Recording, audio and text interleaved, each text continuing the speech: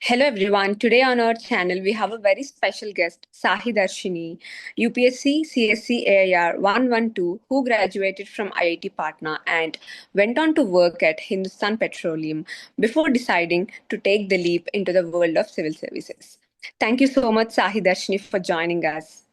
Yeah, it's my pleasure. So, very important paper for mains is ethics. Like, Yeah, yeah, if you score it, then you'll be in the list. So, yeah. how did you approach for ethics? Like, did you follow any structure or any source, especially for ethics? So my thing with ethics was especially ethics is all about time management. How much ever you read, how much ever you write, everything is that. Mm-hmm. So I used to first start off with case studies, Okay. and every case study I used to time it very properly, like 15 to 17 minutes. And then that has to be like 1 hour 30 to 1 hour 40 minutes maximum. I need to complete my case studies in. So in the paper, which in my actual paper, I came up to 1 hour 40 minutes around. But I wouldn't suggest that also. You should come to 1 hour 30 minutes. Try Okay. as much as possible. And even if like in one of the case studies you're unable to write the complete one in that so and so time, just leave off the last half page. People have left Mm-hmm. it. I know people who have left the last half page instead of just completing all of them, Mm-hmm. and they got good marks. So it's like just Okay. leave off the last half if time is not at all in your control. Otherwise, fill all the pages.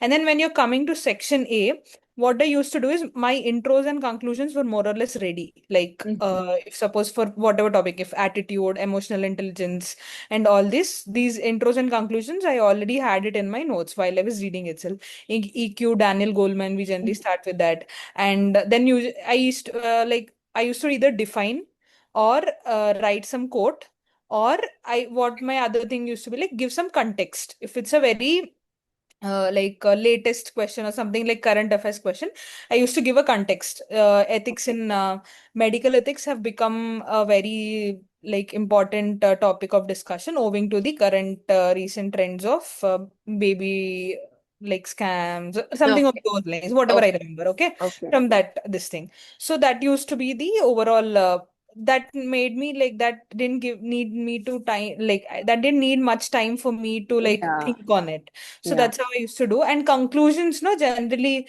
I used to put some of the other quotes. Like for the ethics topic, I've like put according to values and all that, I've made some quotes. Mm-hmm. So by the end of that, either in intro or conclusion, I used to use quotes and then end it. So that helped me like save time with respect to thinking about intro and conclusion. Okay. And then when it comes to points, uh, whenever I see a question, I first map it to which point of the syllabus was it for.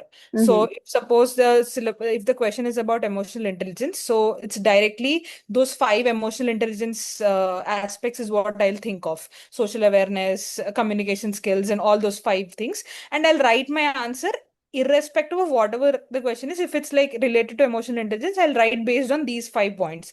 So my Okay. 5 points are done. Once my 5 points are done, again I'll think it in the sense of like how in governance, Okay. like Like the as per application part ethics of syllabus, the yeah. ethics. As per ethics syllabus itself, so I Okay. used to generate points and write for questions which I'm Okay. like completely unaware, and I would generate there itself.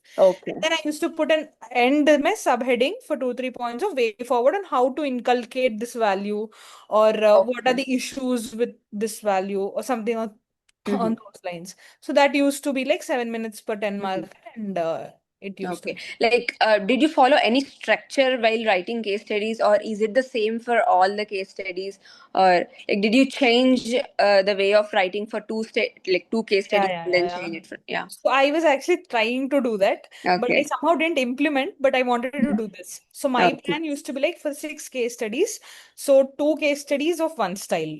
So Mm. like if for certain case studies they ask you, um like they just give you something like one case study, I would want to write facts of the case as Okay. extra. In Mm-hmm. one case study, I would want to write stakeholders as extra. Yeah. In one case study, I write ethical issues. If they didn't ask in the question Mm-hmm. already, I'll Mm-hmm. write ethical. I'll put that hub and spoke diagram. I'll just put Mm-hmm. ethical issues and write that down when it's not Okay. asked. So Okay. that used to be one. And then I think I've picked this up from one of the toppers copy of like filling a bar chart and writing priority of these are Okay. going to Okay. be my priority. The impact Yeah, of the yeah, case yeah. study. So Yeah. something of that, making it a little diagrammatic so that it Okay. doesn't seem monotonous and all Okay. that.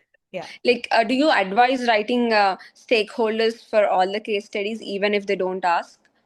See, I did that in my 2023 exam because Okay. I couldn't implement all my Okay. this thing because Mm-hmm. I was like very to the last and then I was preparing and then it didn't end up to be a mess. So I Mm-hmm. didn't implement this. So in my actual paper, I wrote stakeholders for every single question. Okay. So if you're unable to find out anything else, just put a stakeholder diagram and then come. Okay. So if you're Like, like able not to, like not to think much and not to waste too yeah, much yeah. of At time. least it takes up this much amount of space in your paper. Mm. So that is done, that part. Okay. Your filling this thing will reduce. Yeah, yeah. And like